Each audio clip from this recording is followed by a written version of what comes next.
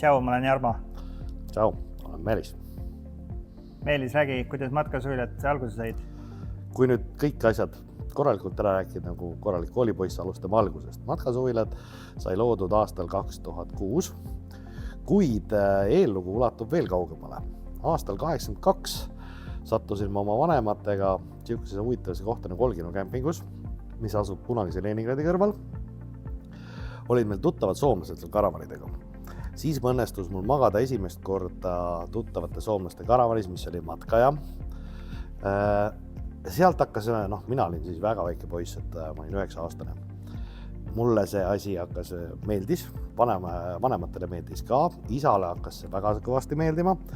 Ja tol ajal oli Eestis juba loodud karavaniklubi 80. aastal. Ta põhimõtteliselt koosnes siis inimestest, kes ise ehitasid.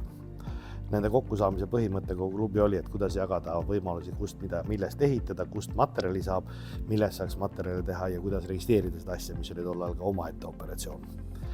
84 sai mul isa ise ehitatud Haagissuvila ratastele. Ta on veel siiamaani alles. Siis sai sellega perega väga palju väljasõite tehtud. Isa täiendas teda, aga kahjuks nagu tol ajal väga paljud ise ehitatud asjad kunagi ei saanud ta lõpuni valmis. Aastal 89 noore poisina oli sihukene aeg jõudis kätte, et majapidamine majas jäi ruumi väheks. Õde tuli koos abikaasa ja lapsega ülikoolist tagasi. Siis mina arvasin, et ma kolin karavani elama suvel.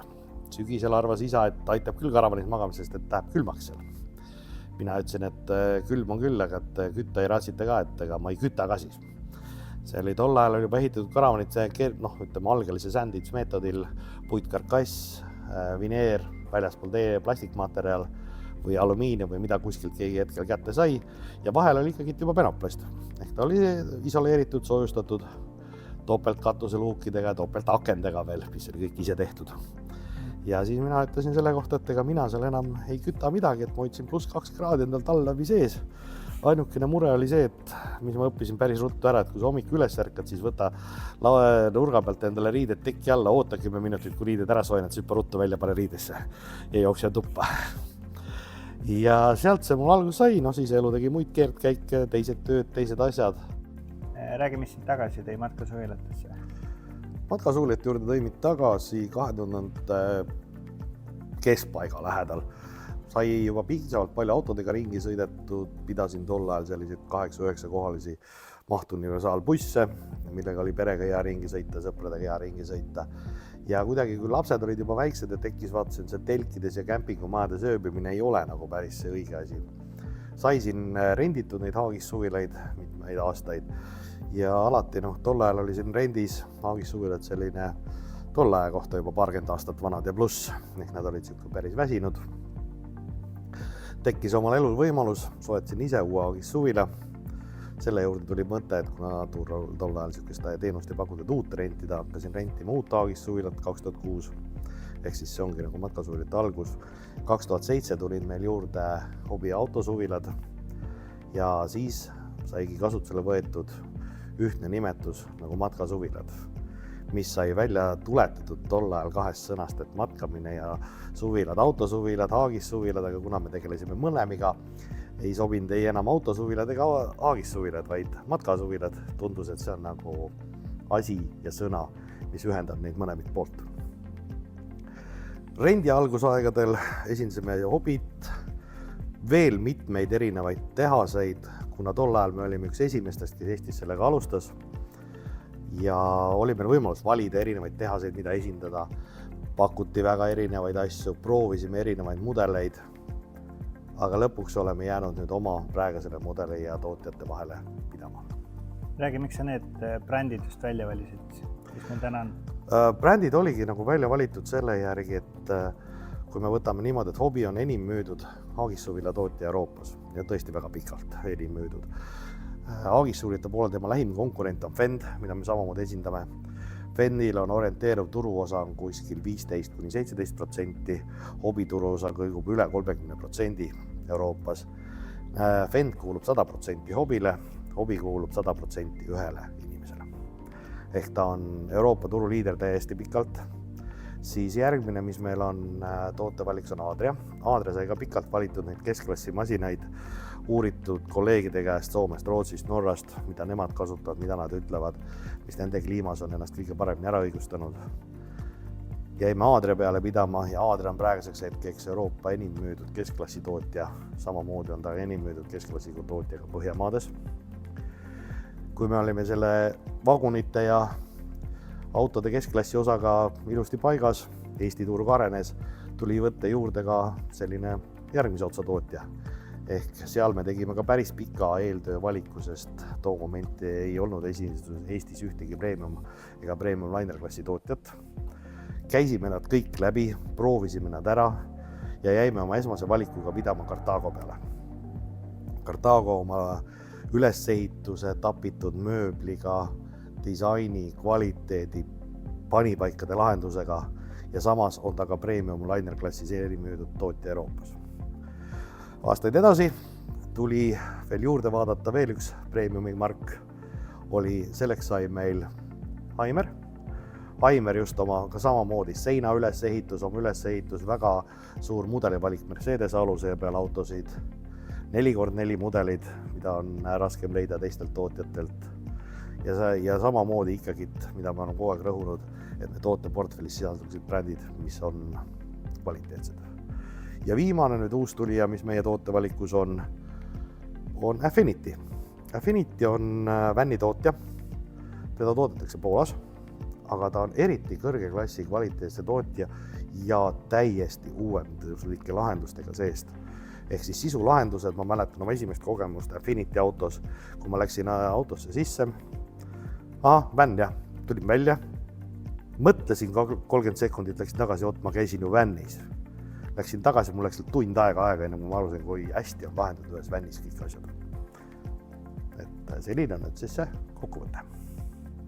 Praegu me oleme siin üle 1500 ruutmeetrises esindussalongis. Kuidas me siia saime? No ega see meil see asukohtade tee on ka, see on 4. asukoht, kus me oleme. Alustasime ikka, nagu tol ajal väga paljud sellise ala ettevõtted kodust, oma maja ovist. Seal oli esimene suurem saavutus, me tegin parkimise platsi 4 matkaautole. Siis tundus, et sellest on mul juba täitsa piisab. Sellega mul midagi kaua aega ei läinud. Kolisime Forelli tänavale, kus meil oli juba esimene pood. See oli 2008, siis me alustasime ka Reimoga. Meie pood oli selline 45 ruutmeetrit.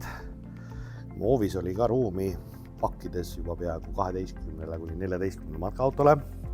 See tundus nii suur asi, et poes tekkis väga suur probleem, kuidas saada asju laiali panna 45 ruutmeetrit. Ei mahtud, ei olnud midagi sinna panna.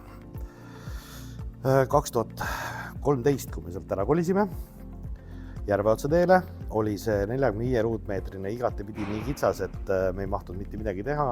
Ja tollal oli meil lõpupoole veel teenindus, asus Sauel, pood Forelli tänaval, siis Järveotsa teele kolisime 400 ruutmeetrisse esimesse võib öelda juba esindusse, kus meil oli korralik töökoda, üle 200 ruutmeetrine pood, ladu, kõik need asjad koos. Siis me hakkasime vaatama seda asja, et kui sinna samamoodi kolisime, et mida me siin poes välja paneme paarisaja ruutmeetrile. Küll me venitasime seda lauda ja küll me venitasime tooli, laiali tegime sellist nõukogudeaegset poeefekti. Et oleks palju asju, vähe asju, aga kuidagi see tunduks palju.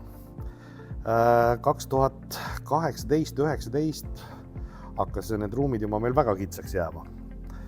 Laenutasime, rentisime kõrvalt parkimise platse juurde asju, ei mahtunud ära enam, töökoda jäi väikseks. 2022 kolisime nüüd siia Järgmäe teele, kus me avasime selle Matkasoilate esimese sisesalongi, esindus-sisesalongi, kus on meil soojas ruumis võimalik vaadata iga ilmaga 16-17 matkaautod korraga sees. Pood, mis on oma 300 ruutmeetri peal, kõik see lisavarikud asjad. Räägi mulle sellest esindusest täpsemalt.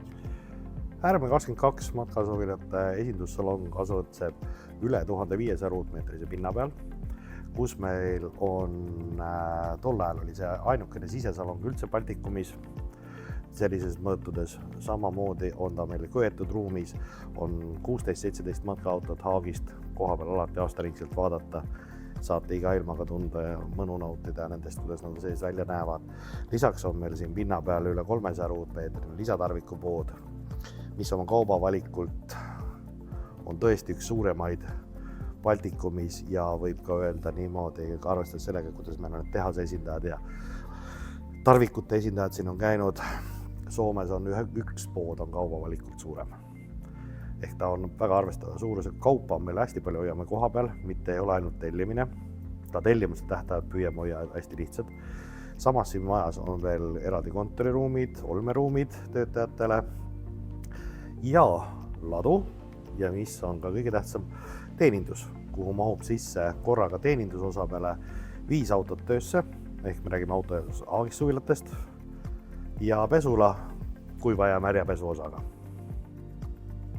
Räägi nendest teenustest üldse, mis me pakume töökohas.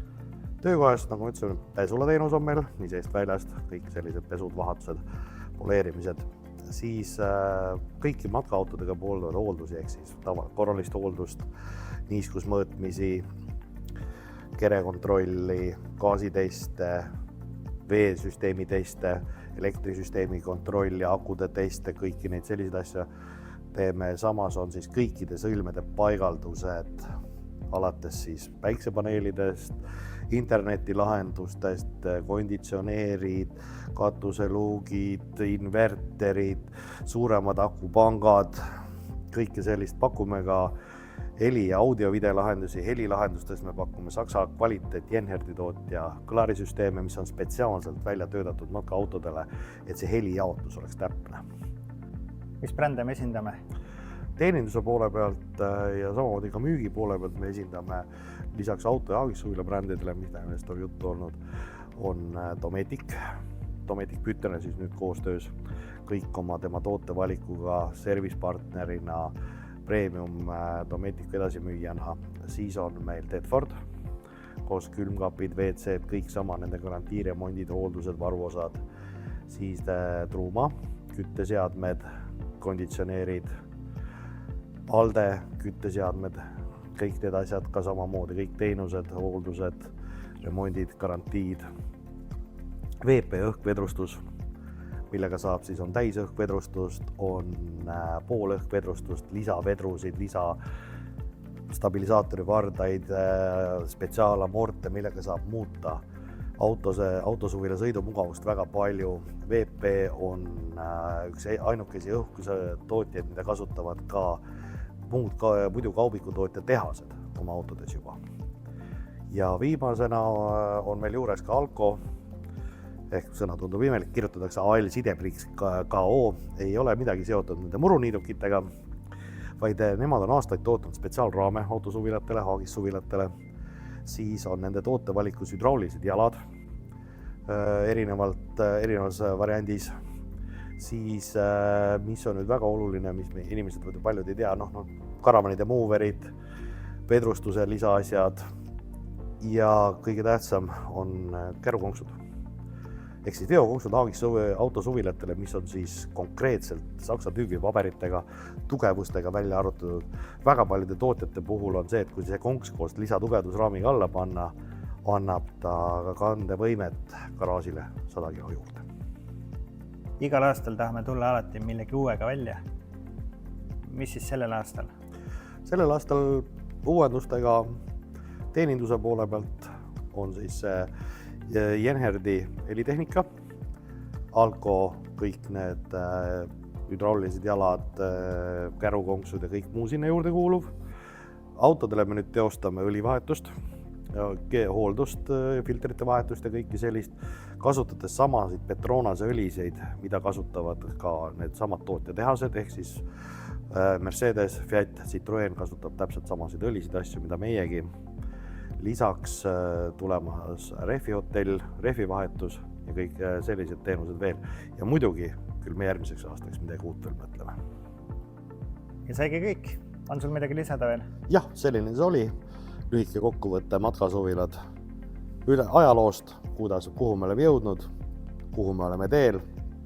Vaadake meie YouTube'i kanalit, lisame sinna pidevalt huvitavaid videoid, milles on õpetlikke asju, milles saab alati karavaanlusest huvitundev inimene ennast uuemate ja tähtsamate asjadega kurssi viia. Aitäh! Tšau! Tšau!